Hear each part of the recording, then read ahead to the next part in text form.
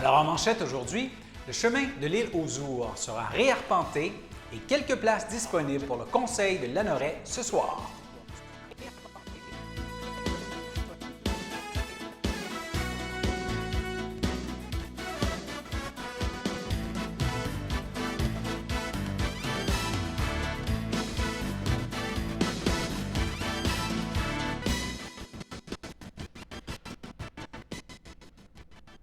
Alors bonjour mesdames, messieurs, bon début de semaine. Mon nom est François Robert et bienvenue à votre bulletin d'information régionale du lundi 10 août. Alors tel qu'indiqué en manchette, le chemin de l'île aux Ours sera réarpenté à Saint-Ignace-de-Loyola.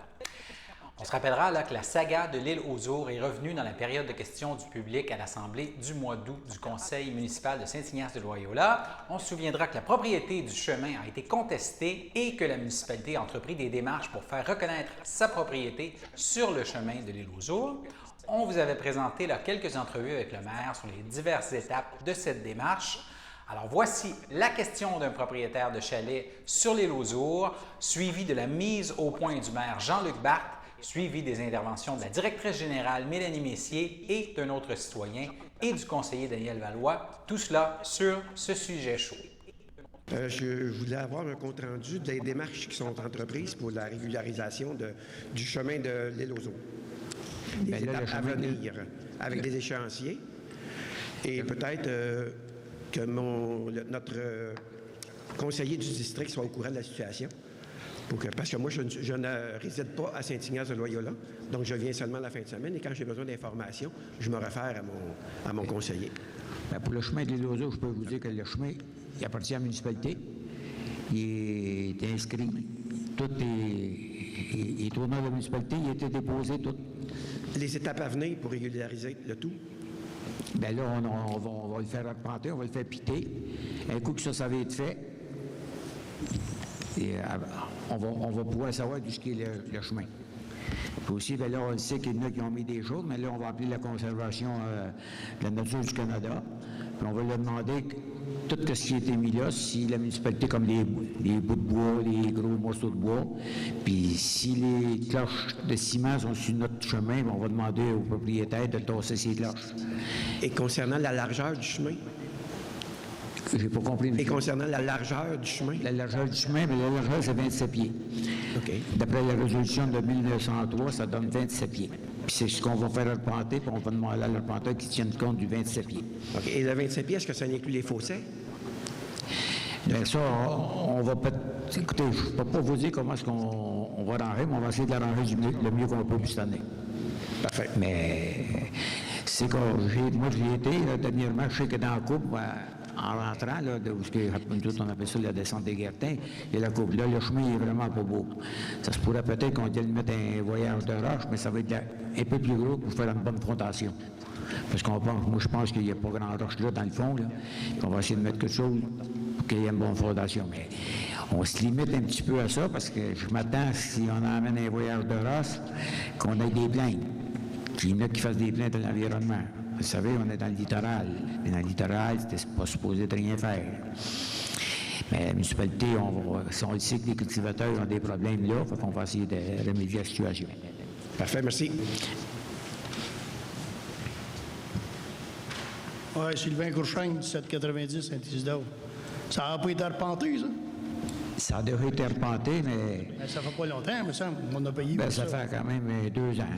Je dirais. Ça a été pité, mais comme vous savez, il y en a qui disaient que le chemin, c'était à eux autres. On n'avait pas de papier. Là, on payait 2 fois. Là, on n'est pas propriétaire. On paye 2 fois. Fait que là, écoutez, c'est pas supposé je dis ça, mais je peux vous dire qu'il y a la personne qui a voté Piquet, je l'ai rencontré cette semaine, puis j'ai pas dit directement pour lui.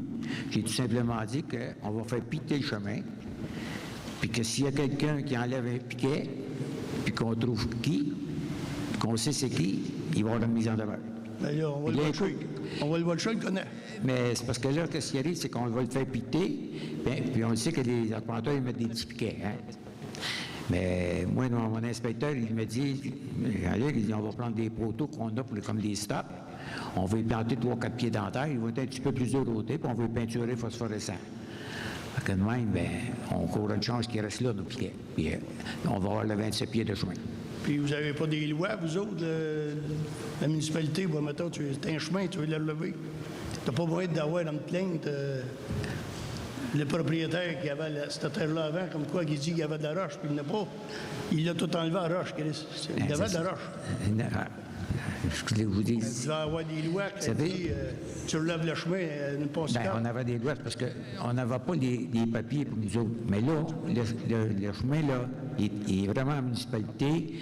Il était, comment on dit ça, Mélanie? Bien, dans le fond, il a été octroyé à la municipalité. Ça a été enregistré au Bureau de publicité des droits. Donc là, si vous allez au Bureau de publicité des droits, c'est vraiment écrit clairement, les titres sont clairs.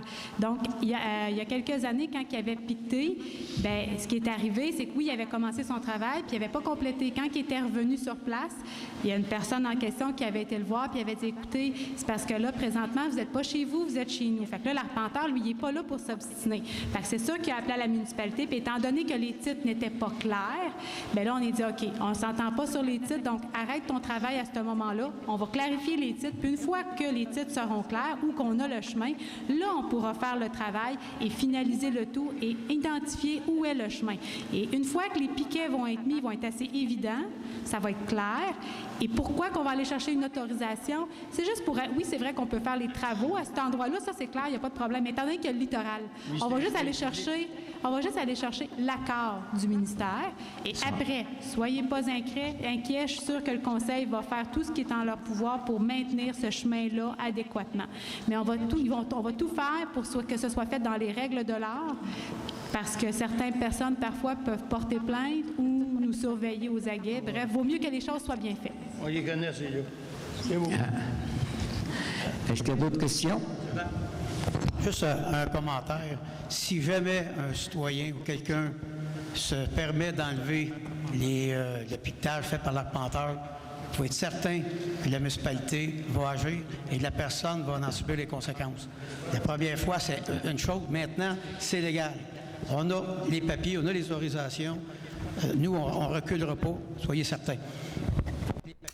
Maintenant, on se déplace à Lanoraie. Tel qu'indiqué en manchette, là, il y a quelques places qui seront disponibles pour l'Assemblée du Conseil municipal de Lanoraie ce soir. Vendredi dernier, là, le 7 août, suite à la demande de certains citoyens, la municipalité a décidé de permettre aux citoyens d'assister à la séance municipale de ce soir, le 10 août. Et afin de respecter les directives gouvernementales, eh bien, il y a seulement 5 personnes qui seront autorisées à entrer dans la salle du Conseil. On sait que la salle est quand même pas très grande et qu'il doit y avoir aussi la distanciation entre les conseillers, le maire, le directeur général, la greffière, etc. Et les 5 premières personnes qui se présenteront à la salle du Conseil seront celles qui pourront assister à la séance. C'est ce qu'a indiqué la direction générale. Il n'y a aucune réservation qui sera acceptée et afin que le plus de familles possible puissent y assister, la direction générale suggère fortement qu'un seul représentant par famille se présente à l'hôtel de ville pour la séance municipale de ce soir. La situation sera cependant différente en septembre car l'administration municipale prévoit qu'il y aura ce soir l'adoption d'une résolution par les élus municipaux afin que les prochaines séances du conseil municipal se tiennent plutôt au pavillon Jean Bourdon qui sera disponible là, après la fin du camp de jour et qui permettra d'accueillir plus de citoyens et de citoyennes aux rencontres du conseil. Cela dit, maintenant, si on regarde un peu le nouveau portrait de la situation pandémique au Québec, à l'échelle provinciale, la santé publique note un nouveau décès relié à la COVID-19 depuis hier. C'est donc, le total est désormais là, de 5 696 depuis le début de la crise. La santé publique signale 104 nouveaux cas à l'échelle du Québec et en ce moment au Québec, il y aurait 156 personnes hospitalisées en raison du coronavirus, soit un de plus qu'hier. Et de ces personnes, 22 se retrouvent aux soins intensifs, ce qui est un de moins que la veille. Et la région de la Naudière compte maintenant 4 604 tests positifs à la COVID-19. Et on reste sur le sujet de la COVID-19. Il y a le ministre de l'Éducation du Québec, Jean-François Roberge, qui a annoncé une mise à jour de son plan pour la prochaine rentrée scolaire. Ce plan, eh bien, il prévoit notamment l'obligation de porter un couvre-visage pour tous les élèves à partir de la 5e année du primaire lors de leur déplacement dans l'école, de même que pour le personnel et les élèves pourront enlever leur masque lors du repas à la cafétéria et en salle de classe. Nous aurons l'occasion d'y revenir. Nous passons maintenant à notre première pause. Pour moi, Porter le masque, c'est pas une atteinte à ma liberté. C'est un mal nécessaire pour mieux la retrouver. C'est un symbole de compassion. C'est un symbole d'humanité. C'est pas une question de suivre l'exemple, mais de le donner. C'est en le portant fièrement qu'on montre notre vrai visage. Un visage de respect, un visage de solidarité, un visage de changement. Tous contre un, tous contre la COVID-19. Le samedi matin, dès 9h30, nos téléspectateurs sont invités au Super Bingo télévisé diffusé de nos studios de Berthierville. Depuis maintenant une vingtaine d'années, plusieurs adeptes de la télévision régionale se sont partagés un montant de 600 $ disponible chaque semaine lors de cette joute de bingo télévisé.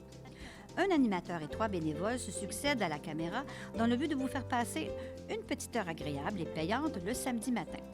On peut se procurer les cartes de jeu chez les dépositaires autorisés participants, c'est-à-dire à Berthierville, le dépanneur Formule 1 rue Gilles Villeneuve, le marché IGA Extra sur la rue Gabrielle Brissette, le marché Métro rue Notre-Dame, la pharmacie Proxime rue Frontenac, le garage Pétroté sur la rue Gilles Villeneuve et à Saint-Ignace-de-Loyola, le marché Aldo rang Saint-Michel, le dépanneur Le Magasin Esso sur le chemin de la Traverse.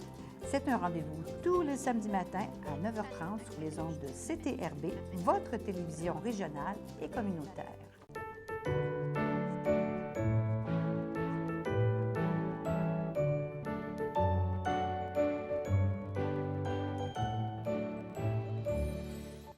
Alors, au chapitre des anniversaires pour ce lundi 10 août, la FADOC de l'île du Pas souhaite bonne fête à Claude Gladu, alors que l'Association des personnes handicapées du secteur Berthier offre ses meilleurs vœux de fête à Réjeanne Bellumeur, Lise Dagenet et Louis Lacasse. Et sans oublier des vœux de bon anniversaire à Mme Raina Adam de la part de ses amis. C'était les anniversaires du jour pour aujourd'hui. On se déplace en environnement maintenant. Récemment, il y a le regroupement Vigilance Hydrocarbures Québec qui a lancé un guide pratique en lien avec les changements climatiques. Et ce guide, il pourrait vous aider, vous et vos proches, à mieux comprendre les changements climatiques. Vous pourriez aussi y trouver des suggestions de gestes à poser afin de limiter le réchauffement de la planète. Alors, nous avons discuté de ce guide avec une porte-parole du regroupement Vigilance Hydrocarbures qui habite notre MRC, Mme Odette Sarrazin. Voici la deuxième partie de l'entrevue qu'elle nous a accordée et au cours de cette deuxième partie, elle aborde notamment les façons de se procurer ce fameux guide.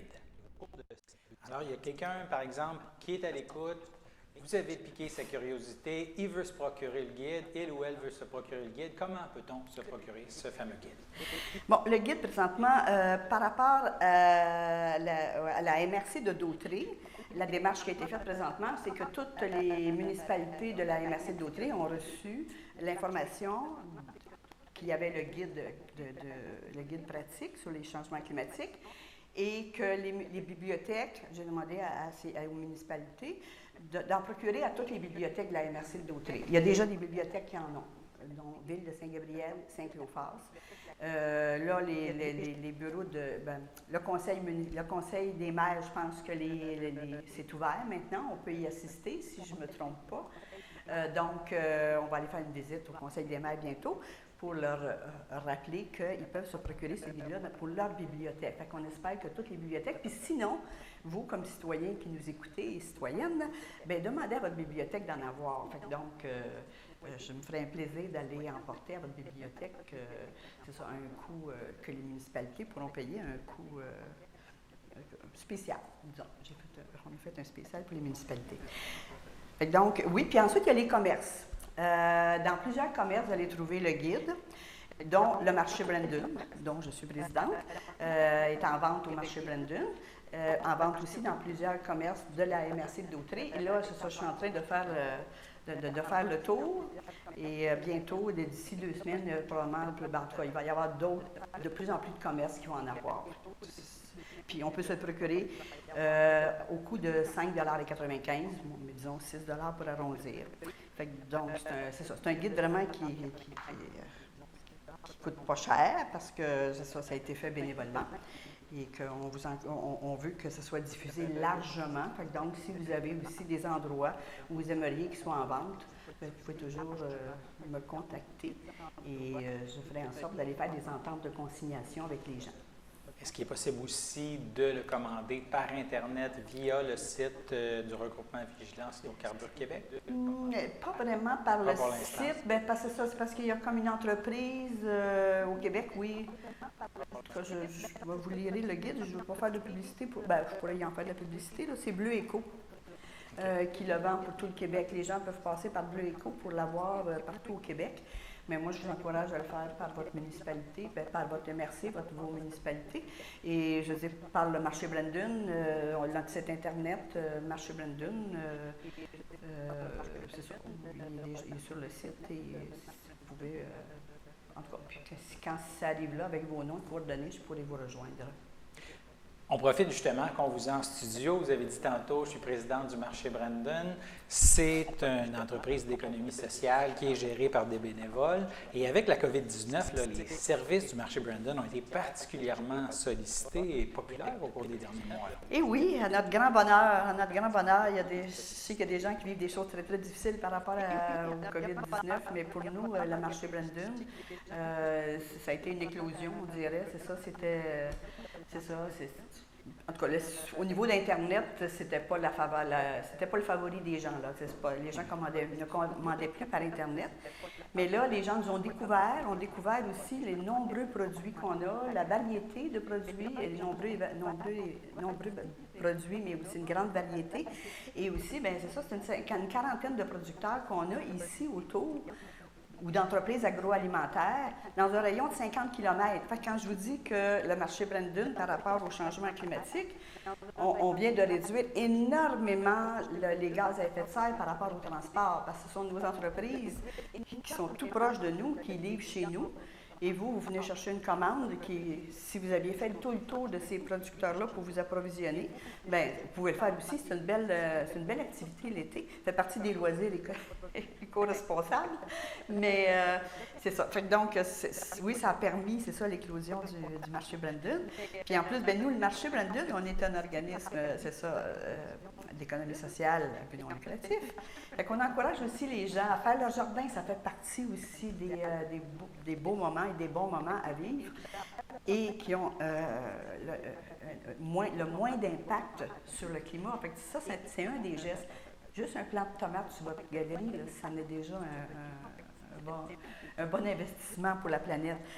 Et quoi vous dire de plus? C'est ça. Fait que donc, les producteurs proches, moins de gaz à effet de serre. La plupart, beaucoup sont biologiques ou ont des cultures, c'est ça, à dimension humaine. C'est des petits producteurs, c'est des familles. Fait qu'il y a toute cette dimension-là aussi. Puis moi, je me plais à dire que j'aime bien manger.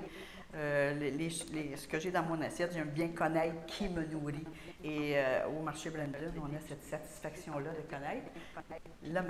connaître les producteurs. Et peut-être, bien là, je vais faire une annonce. Le vendredi, le 14 août, il y aura un marché public au marché Brandon. Donc, vous aurez l'occasion de rencontrer des producteurs et peut-être des personnalités politiques là, qui ont été invitées. Donc, ce sera peut-être une occasion, au moins, de les voir. Et, donc, ben, oui, voilà, le marché Brandon, en résumé. C'était une petite parenthèse sur le marché Brandon. Et maintenant, là, si on revient plutôt au regroupement Vigilance Hydrocarbures Québec, oui, à surveiller sur le front des hydrocarbures, il y a toujours des projets là, qui pourraient voir le jour dans la MRC d'Autrey. Il y a des promoteurs qui souhaitent exploiter les ressources du sous-sol. Et il y a toujours des exploiteurs par rapport aux hydrocarbures. Faut rester vigilant. Par rapport à la MRC d'Autrey, je dois dire que là, c'est un petit peu au point mort. On attend toujours les réponses de la rencontre avec Mme Proulx. On a une rencontre avec la MRC au mois d'août. Vers le milieu d'août. On a une rencontre avec la MRC pour voir où est-ce que ça en est, ce dossier-là. Donc, on pourra probablement revenir pour vous en reparler de façon avec plus de détails. Mais oui, c'est un dossier qu'on ne peut pas lâcher parce que les hydrocarbures, ça fait aussi partie. Toutes les émissions, si on développe les hydrocarbures, on est encore dans un monde où on est dans un monde de développement, d'émissions de gaz à effet de serre, dont du méthane, qui est encore pire que le CO2, parce que tous ces projets d'hydrocarbures font qu'il y a des émissions furtives, qu'on dit, qui s'échappent de ces installations-là, dont les plus abandonnées, qu'il y en a qui fuient déjà, là. Et ça, c'est toujours du méthane qu'on met dans notre serre, dans notre maison. On met encore du gaz, puis là, bien ça respire là. Et nous, on respire ça, notre santé en dépend, tout en dépend. Fait que c'est pour ça qu'on est toujours là, toujours vigilant, puis qu'on veut que vous sachiez, que vous soyez informés. En sachant, bien déjà, des fois, on pose des gestes. Et je vous invite, c'est ça, à faire partie de comités citoyens, d'organismes, d'organisations, parce que c'est ensemble qu'on va faire les changements qui s'imposent. Et surtout en pensant à ceux qui viennent après nous. On veut leur laisser une planète au moins vivable. Bon, bien, un dossier à suivre, puis merci d'être venu nous parler de ce fameux guide aujourd'hui. Bien, merci, M. Robert. Et nous passons maintenant à notre seconde pause. Aujourd'hui, on peut se prendre en main, agir en pensant aux autres, à nos amis, à nos parents et les plus vulnérables. Aujourd'hui, on a une chance de retrouver notre liberté en posant quelques petits gestes. On a tous le même adversaire et pour qu'on profite de notre liberté, on garde nos distances entre nous tout en restant proches. La force, c'est le nombre, c'est nous, ensemble. Plus que jamais, chaque petit geste compte. On est capable de se battre. Tous contre un, tous contre la COVID-19.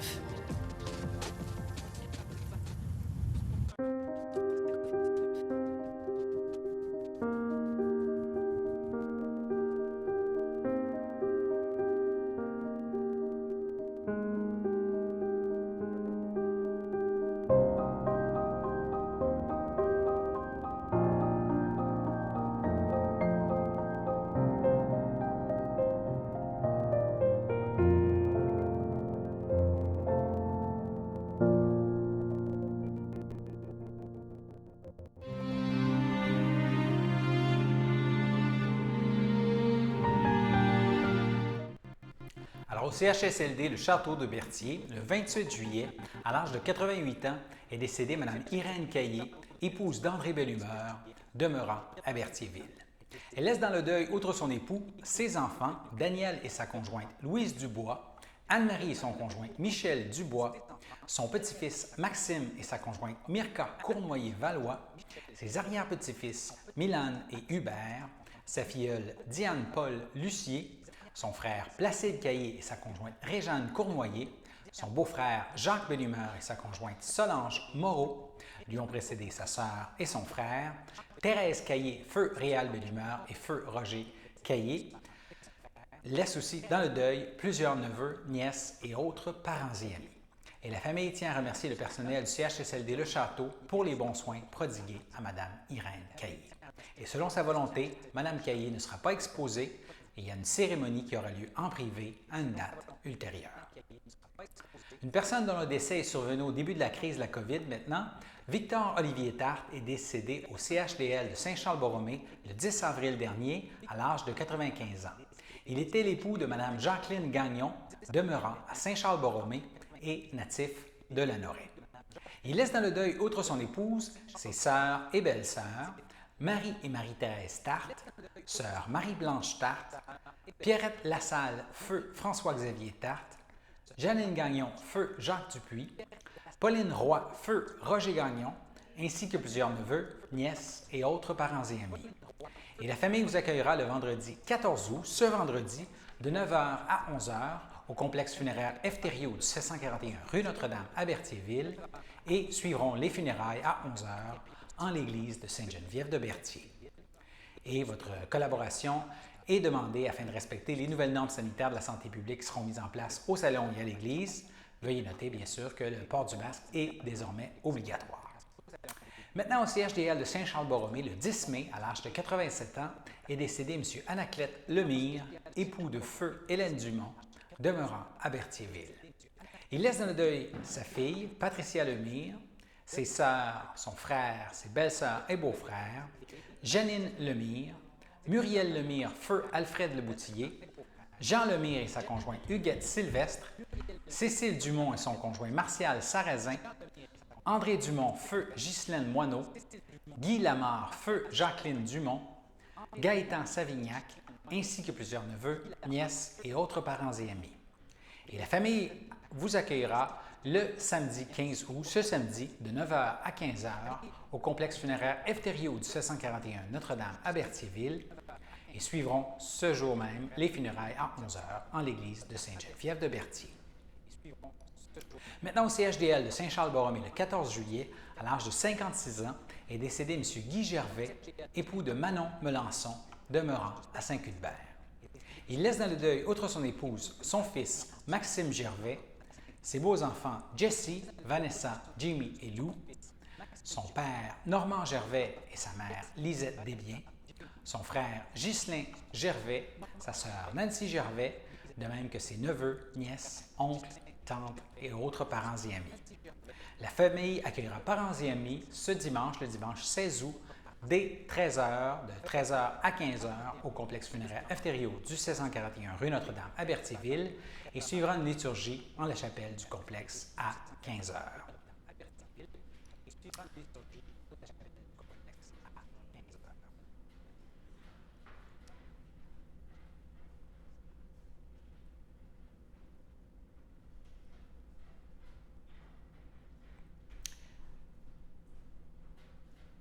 Maintenant, à Joliette, le 1er août, à l'âge de 94 ans, est décédée Mme Georgette Lavallée, épouse de feu Roland Clément de Saint-Cuthbert. Elle laisse dans le deuil ses filles France Clément, Claire Clément, Muriel Clément et son conjoint Jocelyn Lambert, ses petits-enfants Benjamin, Olivier, Natacha, Violaine, Maude et Mallory, ainsi que de nombreux arrière-petits-enfants, plusieurs neveux, nièces et autres parents et amis. Et votre sympathie peut se témoigner par des dons à la Société Alzheimer de la Naudière. Et dû à la pandémie actuelle, la famille préfère ne pas recevoir de condoléances publiquement. Cependant, elle vous invite à vous recueillir avec eux lors des funérailles qui auront lieu le samedi 29 août à 11 h en l'église de Saint-Cuthbert. Et ensuite, Mme Lavallée sera inhumée au cimetière de Saint-Cuthbert. Et toute l'équipe de CTRB offre ses plus sincères sympathies aux familles et amis en deuil. Cela dit, nous passons maintenant à la météo.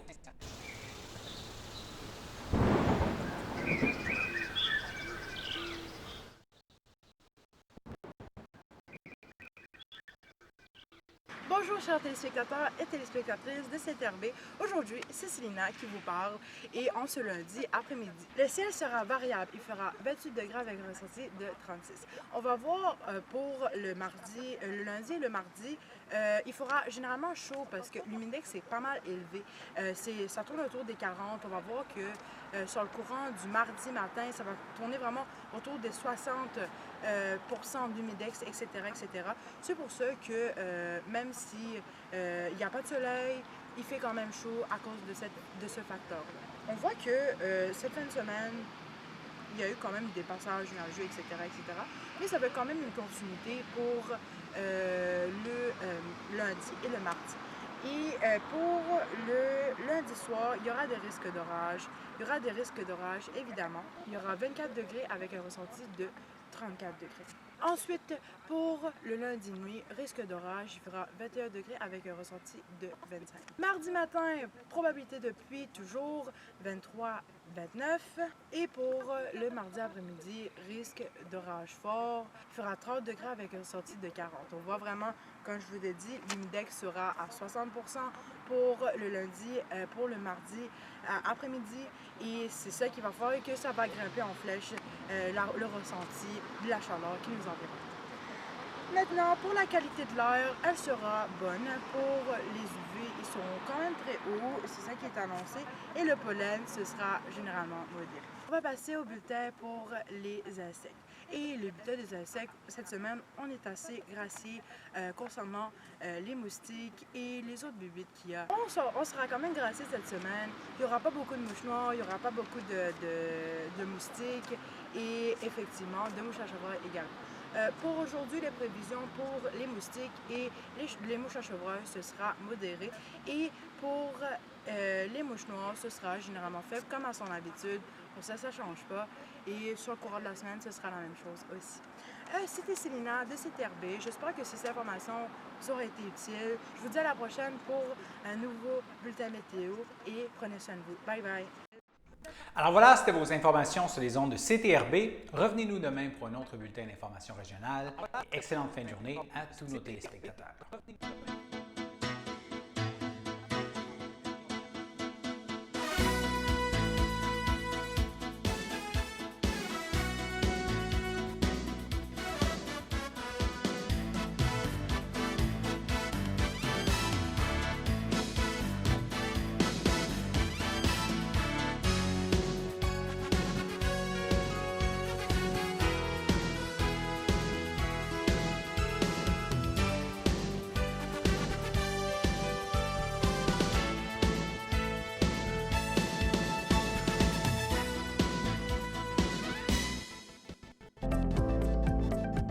Les télévisions communautaires autonomes du Québec, ce sont les télévisions les plus importantes parce qu'elles sont proches de la communauté. On veut encourager des gens qui parlent de ce qui nous intéresse, mais aussi qui participent au développement local. Mais c'est fini le temps là, où on allait lire une affaire qui a été écrite avant hier au bout du monde. Non! Si vous savez ce qui se passe chez vous, bien, ma télé préférée, c'est la télé autonome communautaire. C'est ici que ça se passe.